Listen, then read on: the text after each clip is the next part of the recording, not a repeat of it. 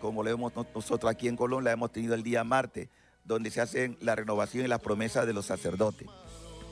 Pero el jueves concretamente conmemoramos tres cosas fundamentales. Primero, la institución de la Eucaristía. Nosotros hacemos lo que Jesús mandó. Él, sabiendo que iba a partir, quiso dejarnos el mayor legado. Quiso dejarnos su corazón eucarístico. ¿En qué consiste esto? El amor de Dios, como hemos dicho, no tiene límite, no tiene frontera. Jesús sabía que había nacido para morir, pero por morir por nuestro pecado. A quien no cometió pecado, Dios lo hizo pecado por nosotros.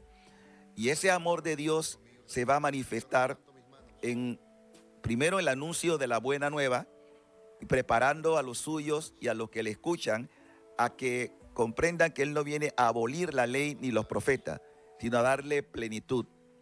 Y a pesar de que habían varias manifestaciones bíblicas de lo que iba a ser el enviado de Dios, en este caso Cristo, Él toma el mesianismo que aparece en el libro del profeta Isaías, capítulo 53 y siguiente, donde nos habla del siervo doliente. Todos esperaban un Mesías poderoso, un Mesías, diríamos, que iba a quitar el imperio de las naciones que dominaban a Israel. En este caso, en el tiempo de Jesús estaban los romanos. Pero si es verdad que Cristo tiene las tres grandes dimensiones que implicaba el Mesías, que es sacerdote, profeta y rey, en todo Cristo recoge este tipo de mesianismo, pero decide, porque es voluntad del Padre, que sea el siervo doliente, es decir, el que ha sido llamado a expiar los pecados, como también lo presentará el profeta Isaías en el capítulo 53, que no tenía aspecto atrayente, ya haciendo referencia a la forma tan cruel como Cristo iba a morir por nuestros pecados. Eso es lo que nosotros también estamos viendo en el día de hoy, pero ayer se nos recordaba que Jesús, antes de morir, habiendo amado a los suyos, quiso compartir la cena. Cuánto he deseado, capítulo 13 de San Juan, compartir con ustedes esta cena. Y Jesús celebró, como judío, también celebró obviamente la cena judía, la Pascua, pero va a añadir algo nuevo, algo completamente distinto y un memorial que conocemos como la Eucaristía. Es decir, Jesús va a tomar pan, lo parte y lo reparte diciendo: tomen y coman, esto es mi cuerpo. Lo mismo hace con la copa, de las copas que hacían los judíos en el brindis, diríamos, recordando la hazaña de la salida de Egipto, la liberación. Pero Jesús añade: esta es la alianza, o sea, el pacto nuevo y eterno. Tomen y bébanlo, háganlo en mi memoria. Y de esa manera Jesús está introduciendo lo que nosotros conservamos y que es para nosotros no un simbolismo, no una ceremonia más. Para nosotros, los cristianos católicos, creemos que es verdaderamente presencia real, cuerpo, sangre, alma y divinidad, porque Cristo es el que establece esta alianza. San Pablo, en la lectura que escuchábamos ayer, también se nos hablaba eso en la carta a los Corintios: yo recibí una tradición que a su vez le comunico a ustedes. Y Pablo no estaba en ese tiempo en la cena pascual, pero recibe la tradición. Y quiero hacer énfasis esto de la tradición, porque sabemos que hay personas que a veces no admiten la tradición más que solo la Escritura, pero Pablo recibe una tradición, es decir, recibe una enseñanza, probablemente de Ananías, probablemente de Apolo, probablemente de otras personas que le habían enseñado a él, porque él tuvo el bautismo del Espíritu, y después que tiene esa experiencia también, una experiencia mística profunda, donde él habla de que había llegado a recibir cosas que ningún hombre había podido recibir, o sea, una experiencia mística. Y entonces, volviendo al tema de lo que es el Jueves Santo, también el mandamiento. el mandamiento del amor, que se amen los unos a los otros como yo los he amado. Este extremo del amor Jesús lo pide de todos sus discípulos, pero para ello también requería de un signo, porque toda la escritura, sobre todo el Evangelio de Juan, nos habla de los signos de Jesús, que es equivalente a los milagros, es lo mismo, señales que apuntan a una realidad mayor de la que nosotros podemos ver. En este caso, Jesús, sabiendo que iba a morir, se quita el manto, se ciñe una toalla y empieza a lavar los pies de los discípulos. Lo cual para Pedro y para todos, pero Pedro quizá la figura que más reacciona negativamente, dice, ¿cómo tú me vas a lavar a mí los pies? Porque obviamente sabemos que el lavatorio de los pies era una facultad que hacían solamente en aquellas casas donde habían servidores o esclavos que limpiaban los pies de los amos. Y que Jesús haga el servicio que el propio de los esclavos, no olvidemos que Jesús es el siervo doliente. Va a ser a nosotros semejante en todo, menos en el pecado. Y si Él es capaz, siendo Dios, de humillarse y de ordenarle, hagan esto también en mi memoria, límpiense los pies unos a otros. Eso representa el anonadamiento. Cuanto más bajos somos, más nos eleva nuestro Señor. Más grandes somos a sus ojos. Y Jesús, siendo de condición divina, no se aferró a su categoría de Dios, sino que se rebajó, como dice el apóstol Pablo en la carta a los Filipenses, para levantarnos también a nosotros en la cruz. De allí la señal. Si ustedes se bajan, ustedes serán exaltados y mirarán al que crucificaron, pero al mismo tiempo diciéndole, esto que yo estoy haciendo con ustedes, también ustedes han de repetirlo unos a otros como el signo del amor más grande que yo le estoy prodigando a ustedes. De esa manera, completamos entonces los signos del Jueves Santo, donde terminamos nosotros con lo que llamamos nosotros la reserva de las formas sagradas que fueron consagradas ayer y que hoy, por eso hoy es el único día en todo el mundo donde los cristianos católicos no celebramos la Eucaristía. Tenemos la reserva que ayer se consagraron y que van a ser consumidas en la liturgia de esta tarde, donde se celebre pues el misterio de la pasión de nuestro Señor Jesucristo. Entonces, eso sería la primera parte. La segunda es la que corresponde al día de hoy, Viernes Santo. Este Viernes Santo se caracteriza por la desnudez de los altares, enseñar de lo que representa pues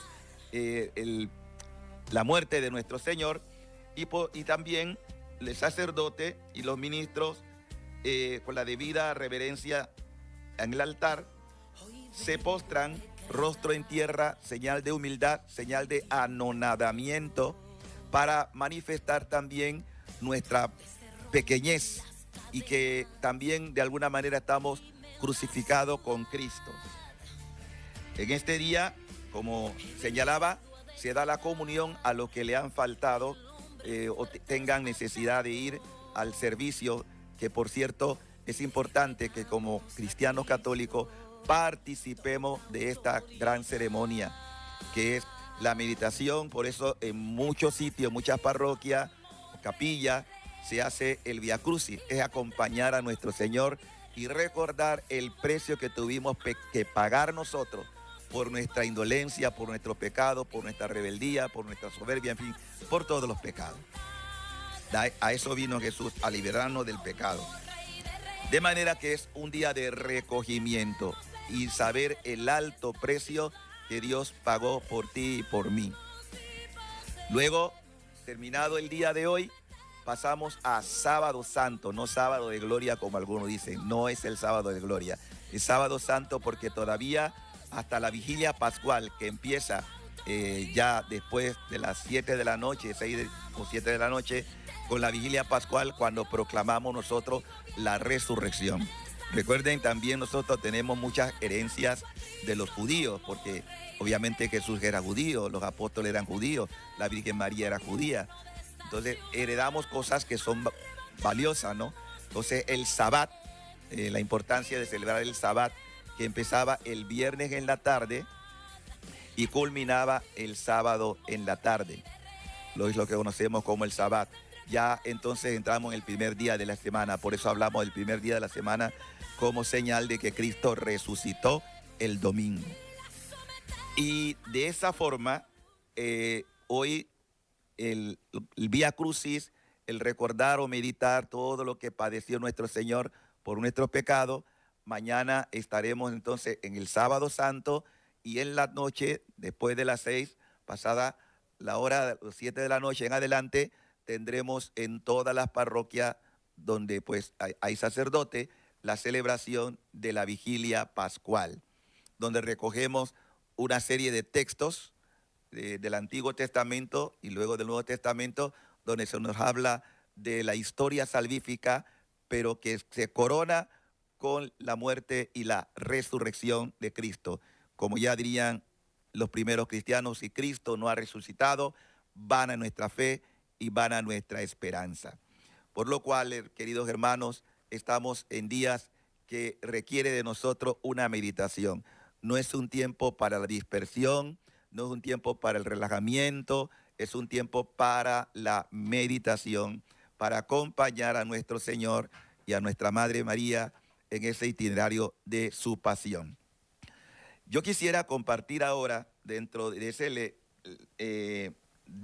día, una hermosa lectura de uno de los padres de la iglesia, donde nos habla de este misterio y que a continuación voy a leerle porque creo que vale la pena meditar en todo lo que Jesús por nosotros ha hecho. En este día recogemos pues esta meditación que corresponde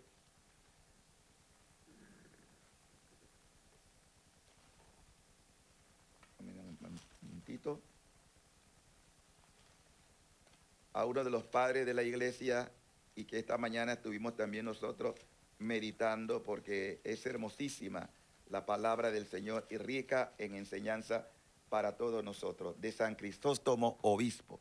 Dice así: ¿deseas conocer el valor de la sangre de Cristo? Remontémonos a la figura que la profetizaron y recordemos los antiguos relatos de Egipto. Inmolad, dice Moisés, un cordero de 1 año. Tomad su sangre y rociad las 2 jambas y el dintel de la casa. ¿Qué dice Moisés?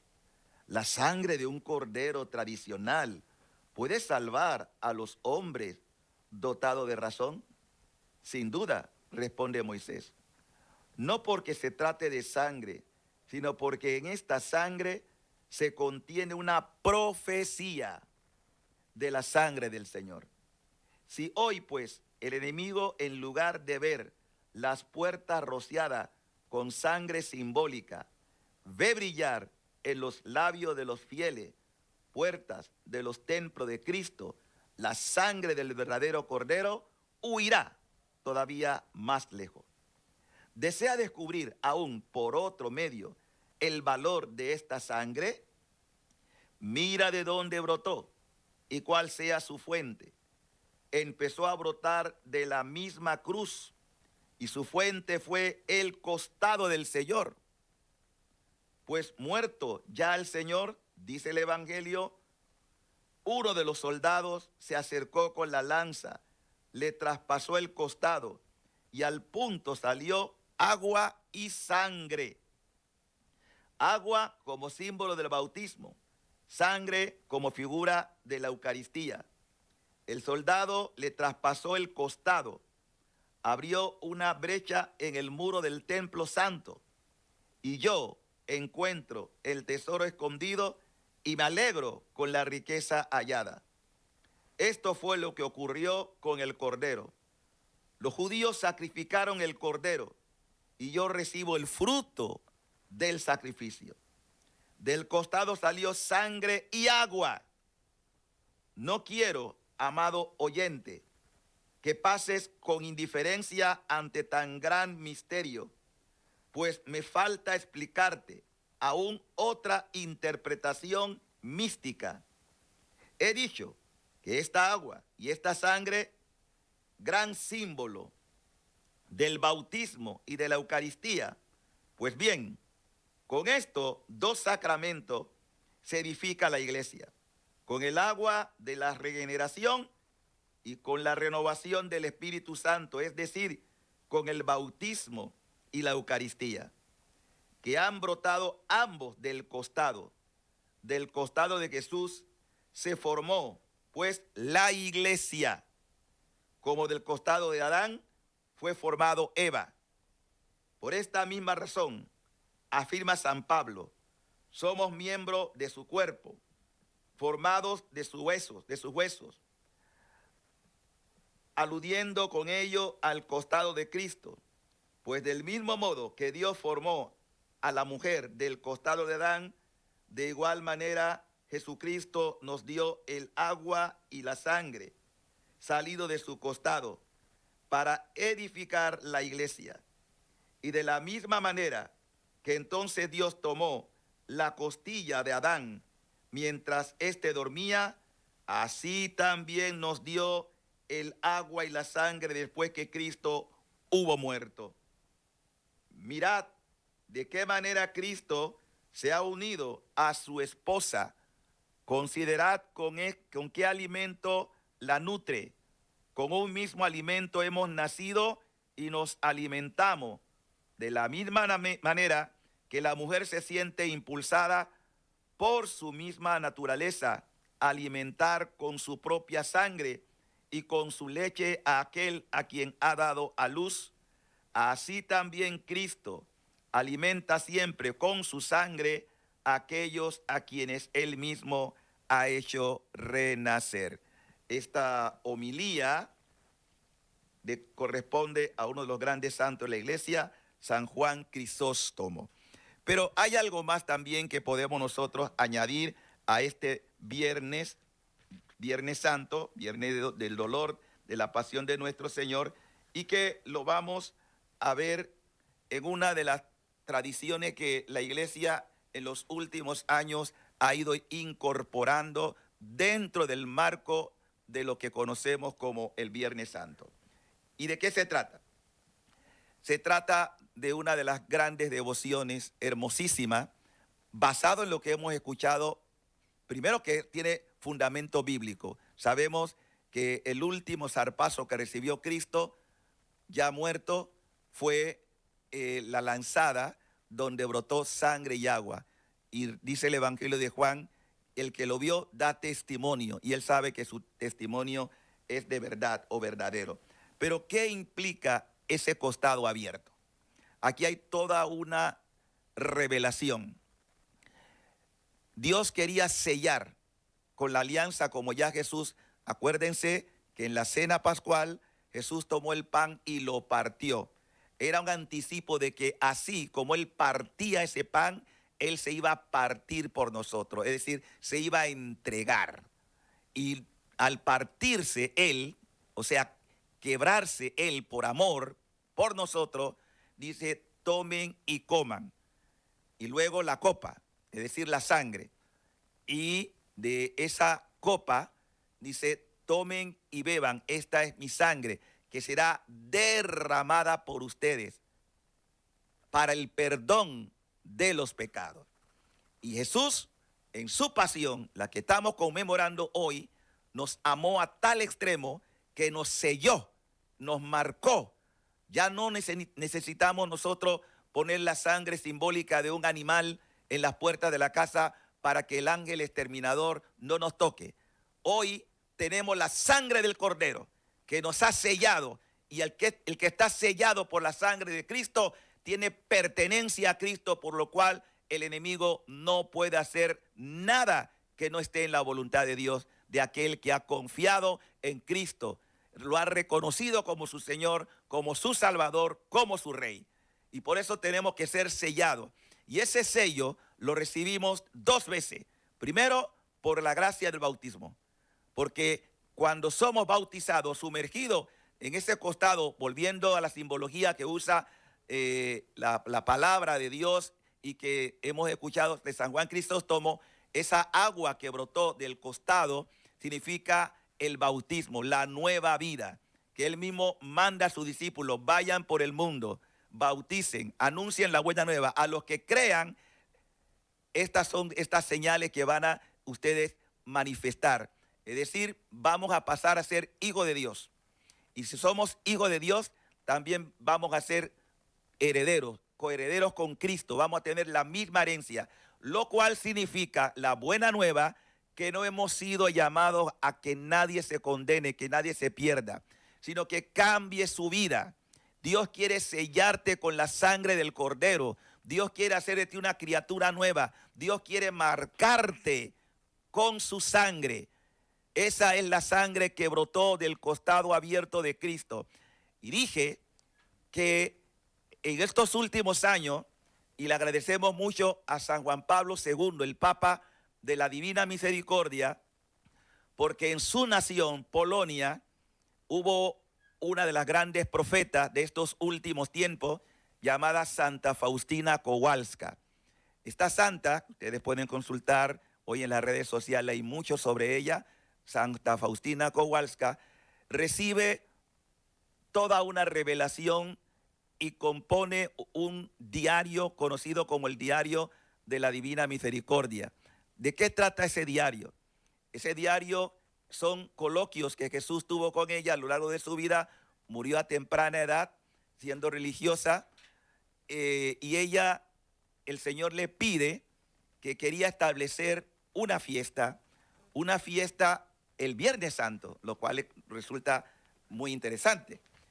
Hay muchos textos que pudiéramos leer del diario, pero yo me quiero concretar solamente a uno en particular, porque tiene que ver con lo que el Señor espera de cada uno de nosotros, la fiesta de la Divina Misericordia.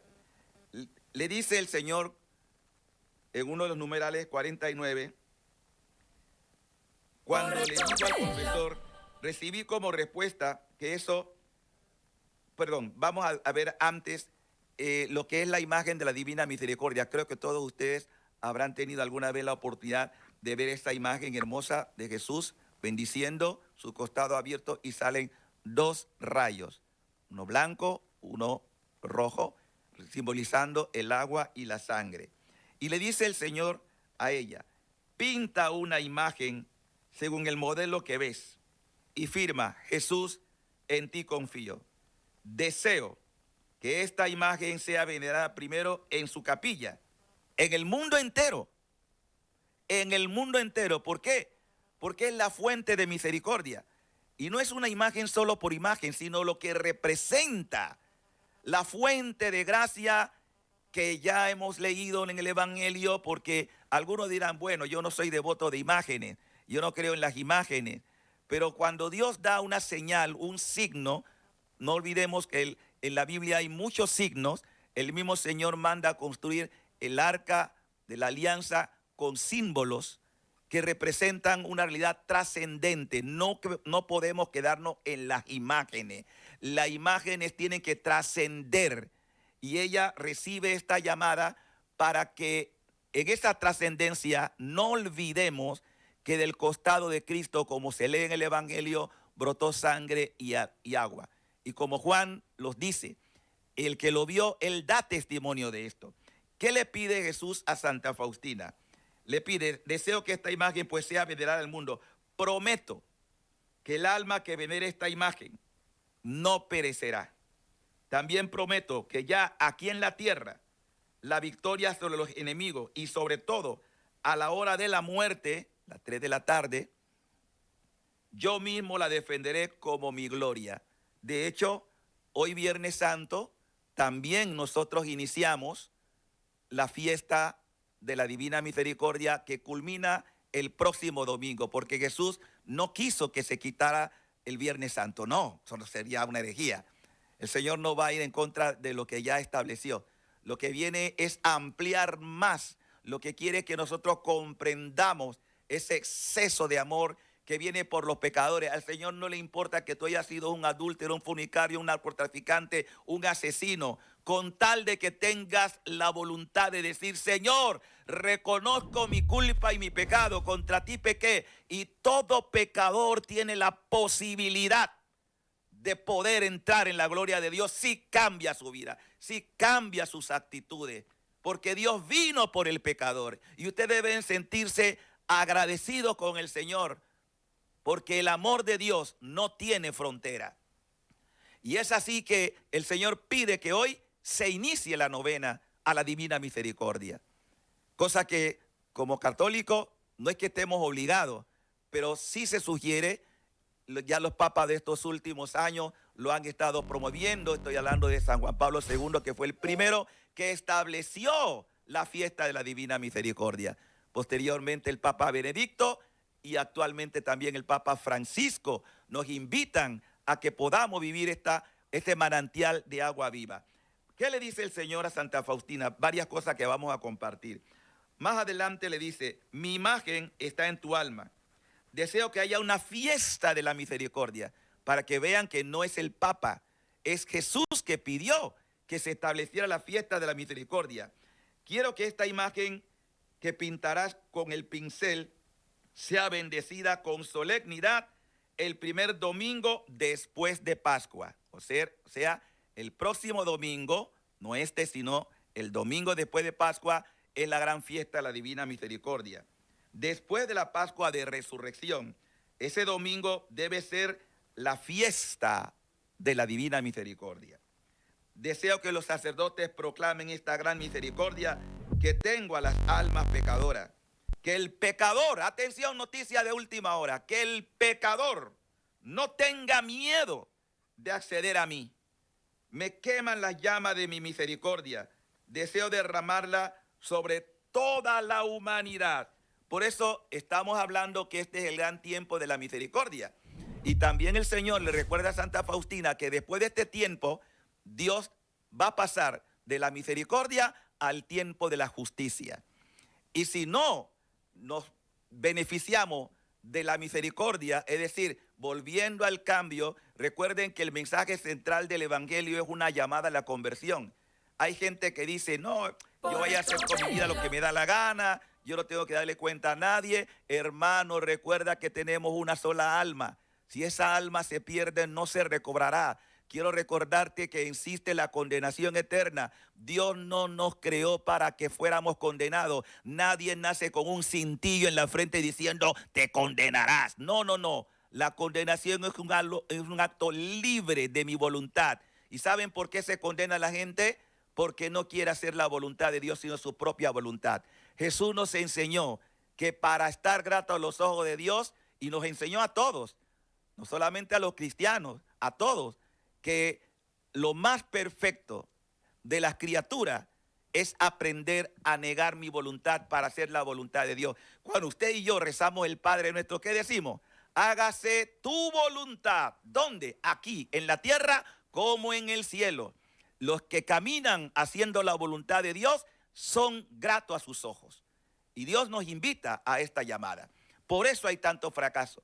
Por eso hay tantas dificultades en un mundo que quiere vivir a sus anchas haciendo lo que le da la gana. Hermano, aquí no estamos para hacer lo que me da la gana, porque la paga del pecado es la muerte, mas el don, la dádiva de Dios es la vida eterna. Y miren que el Señor, siguiendo hablando a Santa Faustina, le dice, entre otras cosas, porque todo esto es parte del diario, en el numeral 83 de su diario le dice: escribe esto, escríbelo. Jesús la llama su secretaria. Antes de venir como justo juez, fíjense bien esto, antes de venir como justo juez, ¿qué quiere decir eso? Que Jesús va a volver. Hay gente que piensa que Cristo no va a volver. Cristo prometió: me voy, pero volveré a ustedes. Pero también hace una pregunta a sus discípulos: cuando yo vuelva, ¿habrá fe en la tierra? ¿Saben por qué Jesús hace esa pregunta? Porque él bien sabía que llegaría un tiempo en que la gente dejaría de creer, que la gente no va a seguir a Dios. Eso se llama lo que Pablo también en sus cartas habla de la gran apostasía. Apostasía es la renuncia a la fe. Apostasía es hacernos incrédulos. Apostasía es vivir como si Dios no va a dar cuenta de nuestra vida. Dios nos va a llevar el juicio. Y por eso Jesús dice, antes de que venga como justo juez, vengo como rey de misericordia. Antes de que llegue el día de la justicia, le será dado al hombre este signo en el cielo. ¿Y qué signo? Ustedes han oído que cuando los israelitas pecaron por desobediencia en el desierto, a pesar de que ya habían visto el poder de Dios de cómo los sacó de la esclavitud de los egipcios y los llevó por el desierto, un recorrido que debía durar 40 días, duró 40 años. ¿Y por qué? Por la terquedad, por la dureza del corazón, que siempre andaban murmurando contra Moisés y contra Dios. Entonces Dios vamos a decirlo de esta manera, permite probarlo durante un largo tiempo. Un camino que debió durar pocos días se convirtió en años. Esto también muestra que Dios nos da un tiempo y una oportunidad para enmendar, pero nuestra vida es corta. La vida que Dios nos quiere dar es una vida eterna. No nacimos, repito, para padecer o morir. Nacimos para ser hijos de Dios. Ahora bien, como Jesús nos condujo también por el camino de la cruz para reparar el pecado, yo necesito también experimentar en mí todas las cruces que Él permite para mi purificación. Volviendo al tema de la justicia de Dios, Él va a regresar. Cristo volverá porque se lo dio a sus discípulos. Nadie sabe el día ni la hora. Por eso hay que estar preparado. No sabemos el día ni la hora. Y cualquiera que predique un día, una hora, un mes, es mentiroso. Porque eso está reservado en el cielo. Y dice nuestro Señor que ese día, cuando Él venga, dejará una señal previa.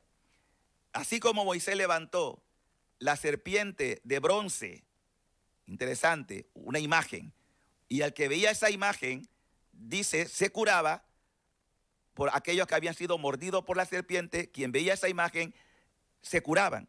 Pero ¿qué quiere representar?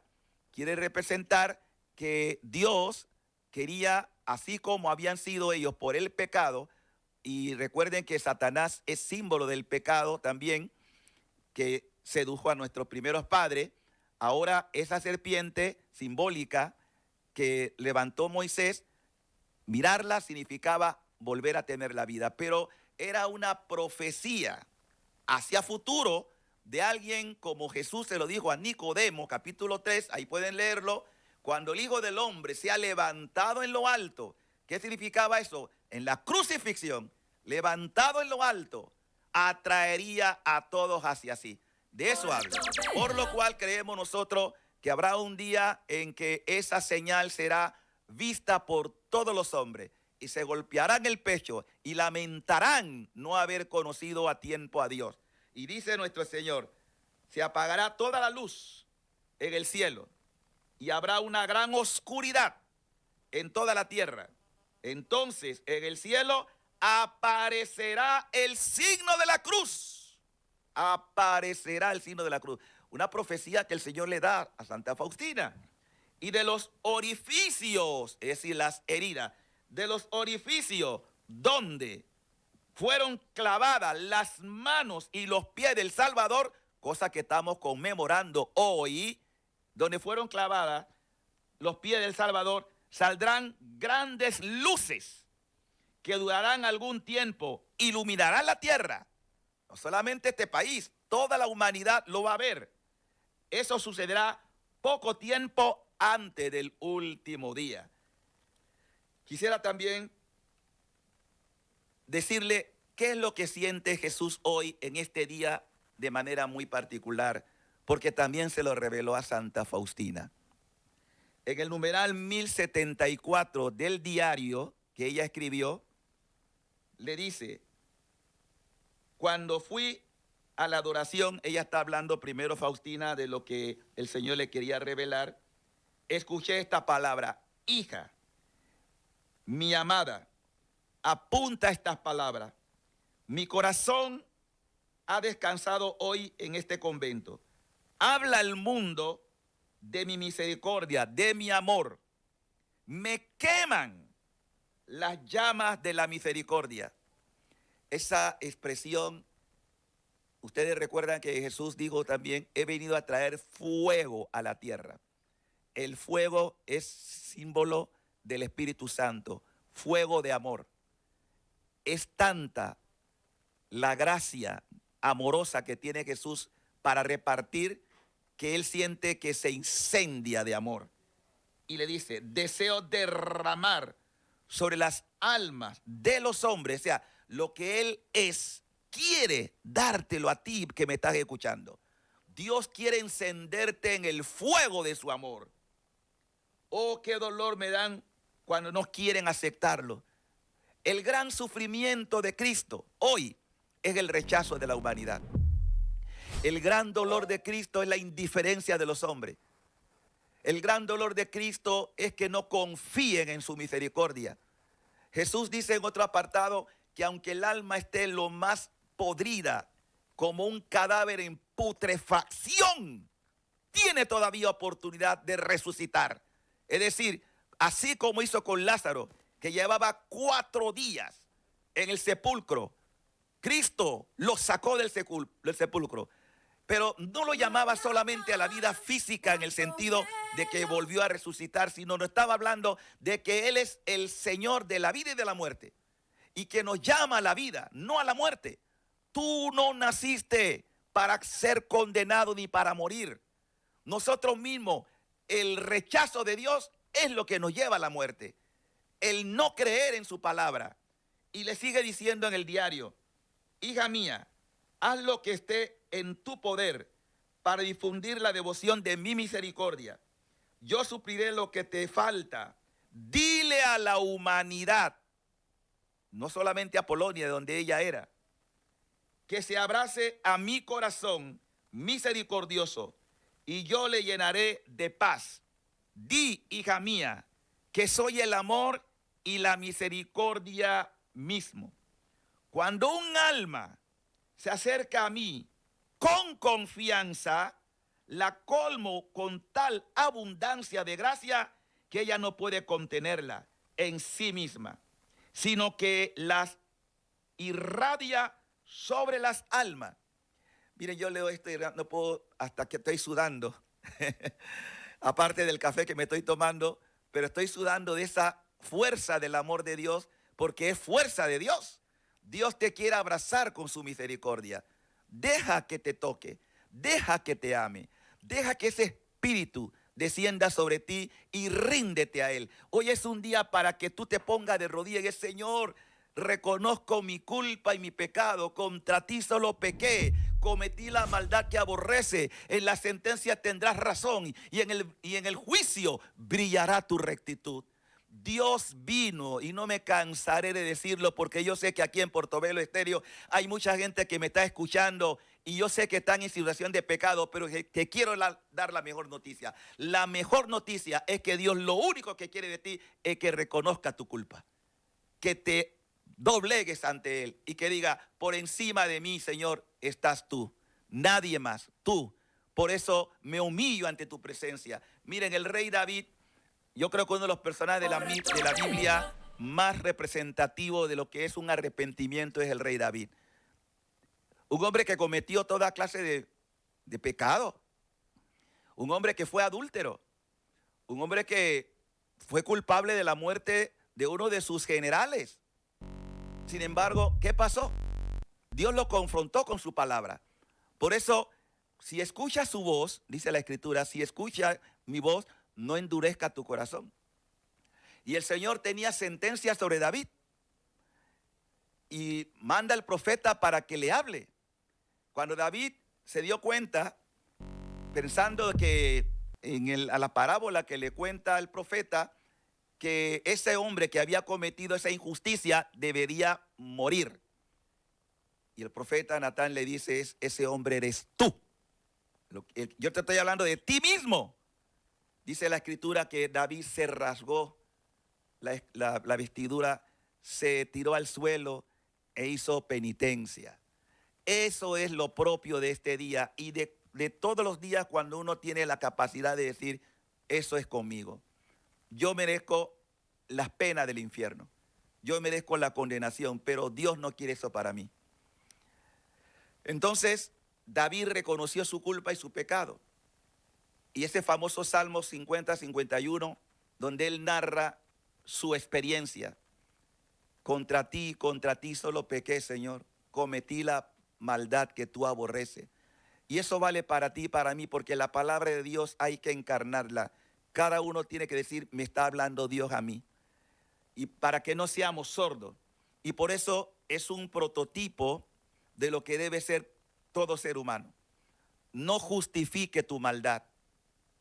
No justifique tu pecado. El pecado es pecado por más que lo queramos adornar. Y el Señor nos dio 10 mandatos, que empezamos primero con el más importante, porque quien viola ese, viola todos los demás. Y el primer mandamiento es, amarás a Dios sobre todas las cosas. El mundo está como está porque no cumple ese mandato. Cada uno se ha querido hacer Dios de sí mismo. Yo no necesito de Dios, Dios soy yo. Y eso se llama soberbia. Y eso fue lo que hizo que Luzbel, que era un ángel, cayera y se convirtiera hoy en el demonio, que también quiere venderte a ti la falsa idea de que tú no necesitas de Dios, de que tú eres Dios. Hermano, ¿de qué me sirve ganar el mundo si pierdo mi alma? Dime de un solo personaje en la historia que haya perdurado y dura hasta hoy. Todos mueren, todos moriremos. ¿Y te has preguntado qué hay después de la muerte? La Biblia también nos dice, después de la muerte, el juicio. Y en ese juicio tú decides si quieres salvarte o si quieres condenarte. O sea que en ti está la decisión. Quiero seguir con otros pasajes porque como hoy yo sé que mucha gente por primera vez está escuchando esto de la misericordia, que se celebra a partir de hoy, pero cuya fiesta será el próximo domingo. Ya en Ciudadela llevamos años celebrándola porque nosotros somos la fraternidad de la Divina Misericordia, de los Sagrados Corazones de Jesús y de María. Por eso quiero hablar de lo que es esta fiesta, no solamente para nosotros, para la humanidad. Cristo quiere la salvación de la humanidad. Dice la palabra, en el diario de Santa Faustina, numeral 1076, escribe, todo lo que existe está encerrado en las entrañas de mi misericordia, más profundamente que un niño en el seno de la madre. Cuánto dolorosamente me hiere la desconfianza. ¿Qué está diciendo Jesús? La gente no quiere confiar en Él. Lo que más le duele a Jesús es la desconfianza, como si Él no va a llevar una vida de tormento, de tortura y de condenación. Eso no es verdad. La desconfianza en mi bondad, los pecados de desconfianza son los que más hieren más penosamente. Y vamos ahora a tener 4 numerales más, porque siento que esto ustedes deben saberlo. Yo estoy seguro que la mayoría que me está escuchando hoy quizás nunca ha oído hablar de estas cosas. Pero es el tiempo de la misericordia. Por eso Jesús lo da a conocer. Y es una fiesta establecida en la Iglesia Católica. Y las revelaciones nunca pueden contradecir las Sagradas Escrituras. Nosotros nos apoyamos y todas las auténticas, porque también hay falsas revelaciones en la iglesia, que obviamente no pueden. Por esto yo estoy hablando de algo que está ya oficialmente reconocido en la Iglesia Católica por los papas de los últimos tiempos. El Señor en el diario de Santa Faustina, que también pueden adquirir en las librerías católicas, numeral 1273, le dice, hija mía, ¿crees quizás que hayas escrito suficiente sobre mi misericordia? Lo que has escrito es apenas una gotita frente a un océano. Yo soy el amor y la misericordia misma. No existe miseria que pueda medirse con mi misericordia. ¿Lo escuchaste bien? No existe miseria. Tú y yo somos una partida de miserables pecadores, pero no existe miseria que pueda, repito, con mi misericordia, ni la misericordia la agota, ya que desde el momento en que ceda mi misericordia, aumenta el alma que confía en mi misericordia. Es la más feliz porque yo mismo tengo cuidado de ella. En otro numeral le dice, escribe que soy más generoso para los pecadores que para los justos. ¿Escuchó bien? Dios quiere más al pecador que a los santos. ¿Qué le parece? Pero obviamente el pecador que reconoce que pecó, no que siga pecando, pero ama al pecador. Ya los justos están con él. Dios se inclina favorablemente por los que necesitan de él. ¿Cuántos pecadores hay? Levanta las patas si es necesario, no solamente la mano. Todos somos una partida de pecadores. La buena noticia es que para ti hay solución. Y eso se llama la misericordia de Dios. ¿Sí? Y dice, por ello he bajado a la tierra, por ellos he derramado mi sangre, que no tenga miedo de acercarse a mí los que necesitan de mi misericordia. En otro numeral, 1520 le dice, hoy el Señor me dijo, he abierto mi corazón como una fuente viva de mi misericordia, que todas las almas tomen vida de ella, que se acerquen con gran confianza a este mar de mi misericordia. Dice, los pecadores obtendrán la justificación y los justos serán fortalecidos en el bien. Al que haya depositado su confianza en mi misericordia, en la hora de la muerte, le colmaré el alma con mi paz divina. Otro numeral, 1521, hija mía, no deje de proclamar mi misericordia para aliviar mi corazón que arde del fuego de compasión por los pecadores. Dile a mi sacerdote, atención mis hermanos sacerdotes, tenemos una tarea. Dile a mi sacerdote que los pecadores más empedernidos se ablandarán bajo sus palabras cuando ellos hablen de mi misericordia insondable. Y yo me considero hijo de esto, porque delante de ustedes con humildad reconozco que he sido un pecador, pero también reconozco que he sido beneficiado por la misericordia de Dios. Y no puedo dejar de hablar de esto, porque lo he experimentado. ¿Cómo voy a silenciar lo más grande que Dios ha querido darnos? Su infinito amor, su infinita misericordia. Habla de mi misericordia insondable, de la compasión que tengo por ellos en mi corazón. A los sacerdotes que proclamen y alaben mi misericordia, les daré una fuerza prodigiosa y ungiré sus palabras y sacudiré los corazones a los cuales hablen. Así que yo estoy consciente de que esto que estoy hablando aquí ya está tocando corazones. Ya hay gente en Portobelo Estéreo que está siendo tocada por la misericordia de Dios. Que no se deje, hermano, ahora apartarse de Dios. Y voy a terminar ya con esta parte que en el numeral 1588, porque no voy a leer el libro completo, dice, en el Antiguo Testamento enviaba a los profetas con truenos a mi pueblo. Sí, ustedes leen la Biblia, en el Antiguo Testamento, truenos. Incluso había gente que tenía terror de Dios, porque Dios se presentaba como un Dios, no es que era así, pero es la interpretación del pueblo. Un Dios que sacudía, un Dios que hacía temblar la tierra, un Dios que mandaba castigo.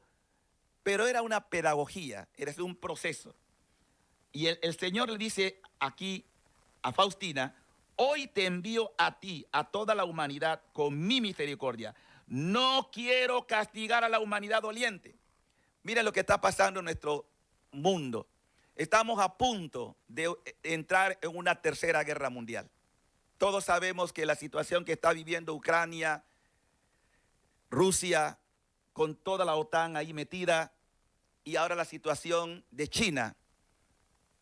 Dios no quiere guerra. Dios no provoca las guerras. La guerra es la soberbia humana de sentir que yo puedo estar por encima de ti. A lo largo de la historia el hombre ha sido así. Siempre uno quiere sobrepasar sobre otra persona o sobre otro pueblo. Así ha sido la historia de la humanidad.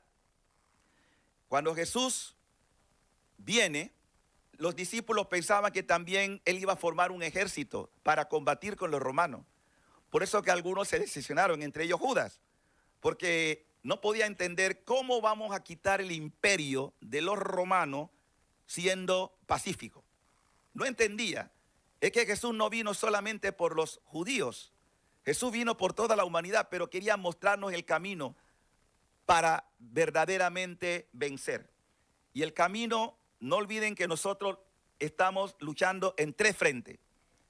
Esos 3 frentes son el mundo, es decir, lo que nos envuelve, un mundo que no está a merced de la voluntad de Dios. Segundo, la carne, es decir, las pasiones desordenadas, nuestra propia concupiscencia. Y tercero, está el demonio. Yo sé que hay gente que no cree en el demonio, que piensa que el demonio no existe, pues yo tengo que darle una noticia muy dolorosa. El mal existe y la personificación del mal se llama Satanás. Y dice la palabra que viene a mentir, a matar y a dividir.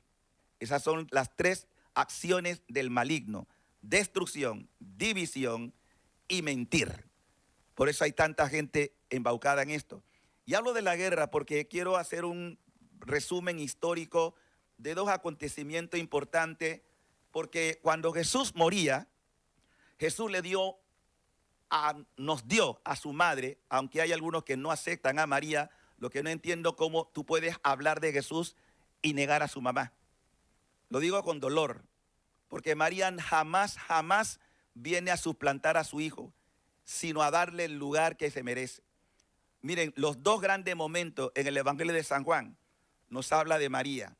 Y Jesús en los 2 grandes momentos se refiere a su madre como mujer.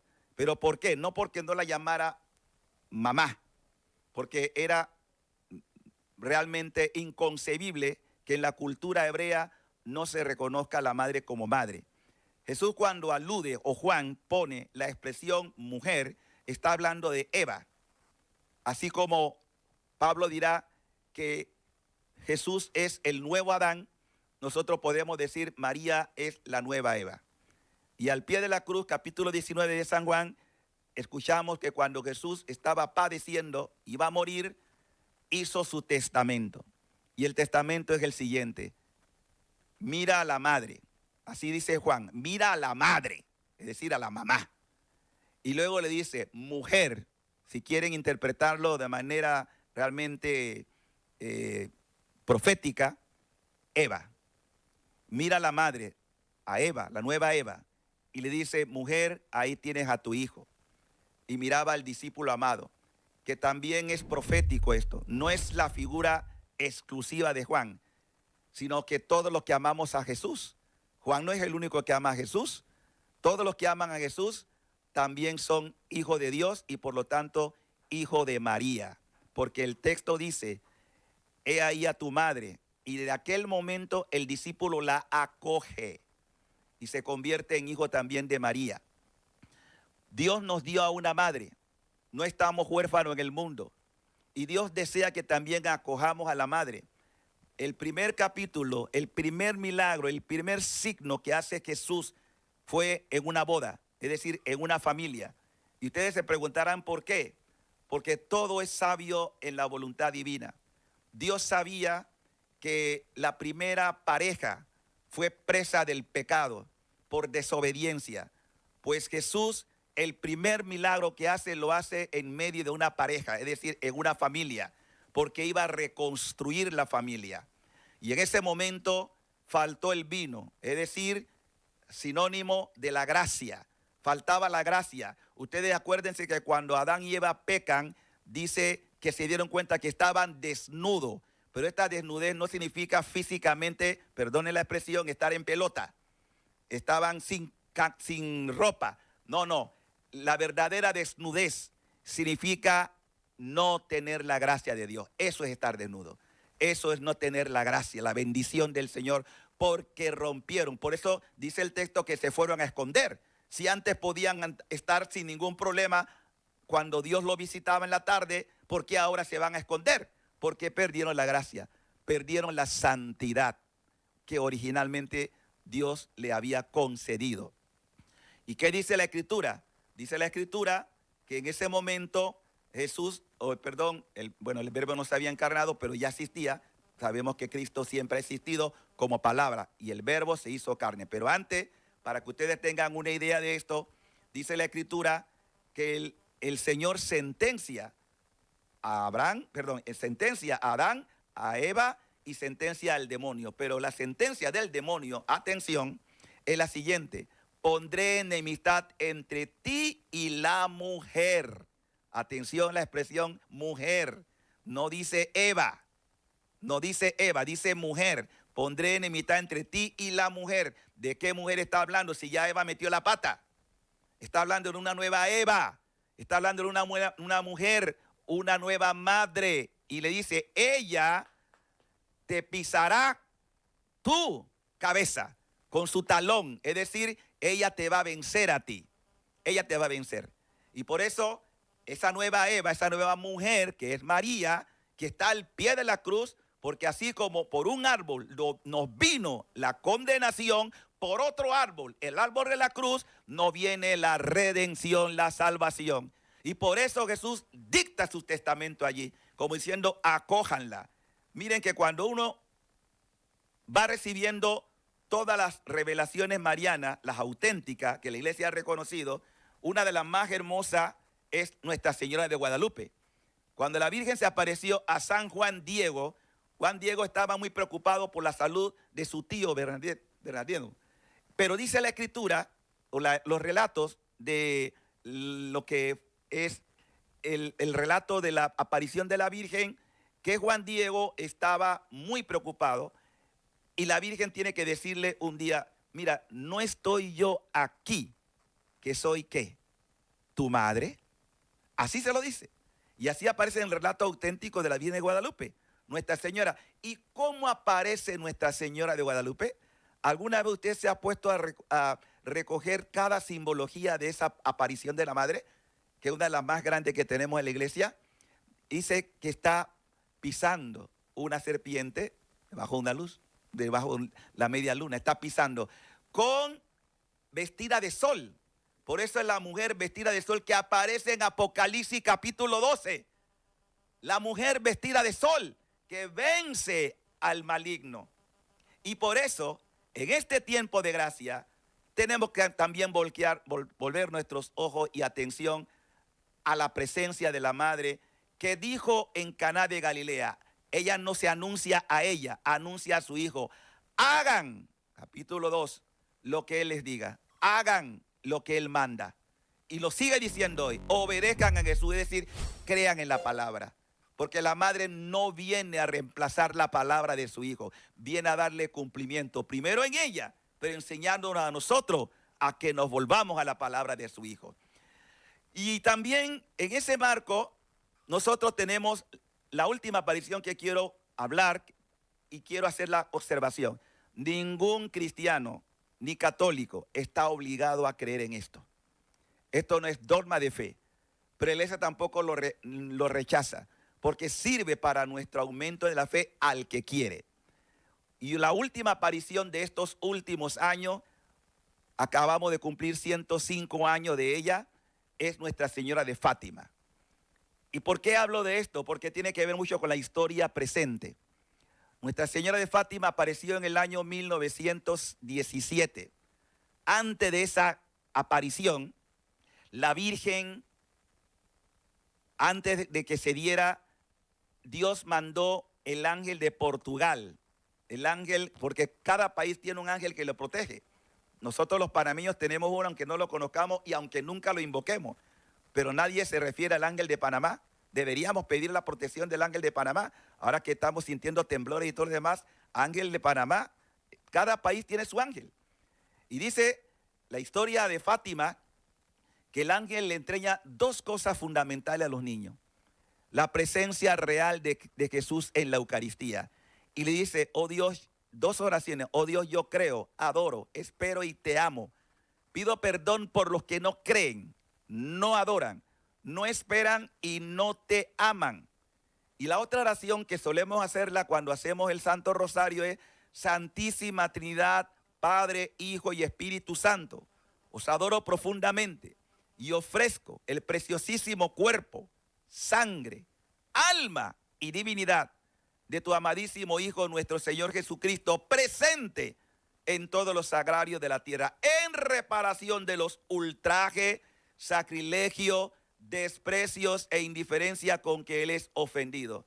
Y por los méritos infinitos del Sagrado Corazón Eucarístico de Jesús y del Inmaculado Corazón de María, pido la conversión de todos los pecadores. Pues bien, eso ocurre en el año 1916. En el año 1917, la Virgen viene en el mes de mayo. Vamos a cumplir un aniversario más próximamente, el 13 de mayo. Y van a ser 6 manifestaciones, la última el 13 de octubre de ese año. ¿Saben qué dijo la Virgen? Que mucha gente ignora. Dentro de esas manifestaciones dijo, la guerra va a terminar. ¿Pero de qué guerra hablaba? Hablaba de la Primera Guerra Mundial. La Primera Guerra Mundial que empezó en el año 14 y termina sobre el 17-18. ¿Y qué representó esa Primera Guerra Mundial? Destrucción y muerte. Millones de seres humanos, millones van a ser asesinados. Van a morir. Y la Virgen advierte, Dios no quiere esto. Y dice, para impedir, dice, si ustedes no cambian, vendrá una guerra peor que la primera. Y la Virgen estaba ya visualizando la Segunda Guerra Mundial. Esto es historia, pero que muchos no lo creen. La Virgen dijo, si ustedes no cambian, vendrá una guerra peor. Ya hablaba la Virgen de la Segunda Guerra Mundial. Y dice, para impedirla, que no venga, porque ¿quién ha dicho que las profecías tienen que cumplirse al pie de la letra? Las profecías están condicionadas. ¿Y condicionadas a qué? A nuestro cambio. Escuchen la palabra de Dios en la historia de Jonás y Nínive. Los ninivitas estaban depravados. Dios mandó a Jonás. Jonás no quería ir a Nínive y fue de mala gana. Sin embargo, dice la palabra que los ninivitas escucharon y cambiaron. Dice que hasta los animales hicieron penitencia. Una manera de dramatizar, ¿verdad? Que la importancia del cambio de actitud. Y cambiaron. ¿Y qué ocurrió? Dios no mandó lo que estaba profetizado. Pues lo mismo está pasando hoy. Dios está mandando un nuevo arca, así como en tiempo de Noé. Y ese arca es el corazón de la madre. Dios nos está diciendo, entren en el barco, estamos hablando de una alegoría, de la salvación, que es el corazón de la madre que nos lleva al Hijo. La madre no es para apropiarse de nosotros, sino para llevarnos al puente de salvación que es su Hijo, Jesucristo. Hagan lo que Él les diga, pero ella es el puente donde podemos, porque no hay cosa más hermosa que sentir la ternura de una madre. Dios nos dio a esa madre. Y por eso dijo, para que esto no ocurra, Dios quiere establecer en el mundo una devoción. Esa devoción es mi inmaculado corazón. Es como el nuevo arca de la alianza, que quien asume lo que hizo el discípulo amado de acoger a la madre, podrá tener protección. Si no hacen esto, y escuche, esto es historia. Rusia, ¿quién podía hablar de Rusia? Estamos en el año 17. Va a extender sus errores por el mundo. Persecución. Van a haber mucha gente que va a morir. ¿De qué estaba hablando la madre? La madre viene en el mes de mayo y la revolución bolchevica ocurre en ese mismo año, en el mes de octubre. La pregunta es, ¿se pudo haber impedido esto? Sí, pero no se hizo caso. Y viene lo que conocemos hoy, la revolución bolchevica, el comunismo que se expandió por todo el mundo y todavía tiene sus secuelas. Aunque ya la Unión Soviética no existe como tal, pero los errores se extendieron. Entre ellos el ateísmo, entre ellos todo esto que estamos viendo nosotros, la ideología de género, cantidad de cosas. O sea, si Dios no existe, nosotros podemos hacer lo que querramos.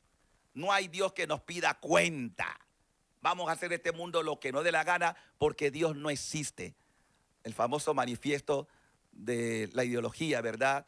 De el comunismo, Dios ha muerto, que venía del filósofo Nietzsche, el Dios ha muerto, no necesitamos de él. Y así los errores lo estamos viviendo hoy. ¿Y qué ocurrió? La Segunda Guerra Mundial vino y fue peor que la primera. ahora estamos en los albores de una tercera guerra. Usted se ha puesto a pensar que solo los Estados Unidos y Rusia tienen el suficiente potencial nuclear para destruir este planeta 2 o 3 veces. ¿Sí? Así de sencillo. ¿Ustedes creen que Dios quiere esto? De ninguna manera. Pero nadie quiere ceder. Y ahora está el conflicto también en el cual en cualquier momento China también va a reclamar militarmente la provincia rebelde, como le llaman, que es Taiwán. Perdonen que me meta en esto, pero es que la fe y la religión no está, diríamos, distorsionada, sino que hay una correlación. Dios es el Padre de la humanidad. Dios no quiere destruir la humanidad. La humanidad se está destruyendo a sí misma porque no quiere volverse a su creador. Esta es la razón fundamental. Por eso no tenemos que ser grandes analistas, ni políticos, ni filósofos, porque uno mira la historia y hay cosas que hemos podido evitar. Conclusión, hemos querido hoy hablar de que Dios quiere bañarnos con su misericordia. Dios quiere abrazarnos con su compasión. Por eso es un tiempo de gracia. Procura hoy y este fin de semana, de manera especial, mañana sábado, como dije, sábado santo, llevar una vida recta a los ojos de Dios. Procura hoy reconocer tu culpa. Yo sé que no todos tendrán quizá la oportunidad de ir a un sacerdote y confesarse, pero basta que tengas un sincero arrepentimiento y le pidas al Señor, como vamos a hacerlo ahora: Señor, contra ti pequé, y pedir su misericordia, porque Dios quiere la salvación de todos. Vamos a orar un momento. Allí donde estás, recógete, inclina tu cabeza, cierra tus ojos y repite conmigo, en voz baja, pero de corazón. Oh Padre Dios, tierno y misericordioso, reconozco mi culpa, reconozco mis infidelidades, reconozco mi miseria y mis pecados. Hoy, en este viernes de misericordia, en este viernes santo, inspirado por tu palabra, vengan a mí los que están agobiados y cansados y encontrarán alivio para sus almas. Yo me rindo a ti. Yo te reconozco a ti, Jesús, como mi Señor, como mi Salvador, como mi Redentor. Renuncio al pecado. Renuncio a las influencias nefastas del mundo que me aparta de ti. Renuncio a Satanás. Y hoy decido humildemente seguirte con todo mi corazón, con toda mi alma, con toda mi fuerza, porque fuera de ti, oh Jesús Nazareno, Jesús que padeciste, no hay otro nombre dado a los hombres por el cual podamos ser salvados, que solo tú, Jesús, tienes palabra de vida eterna. Amén, amén y amén. Agradezco la sintonía que nos han dispensado. Pueden después darle testimonio a Damaso de lo que han experimentado con esta reflexión para gloria del Señor. Y seguimos la programación porque hoy es un día para varios meditaciones de la palabra. Bendición a todos y desde ya le auguro a todos una feliz Pascua de Resurrección. Bendiciones.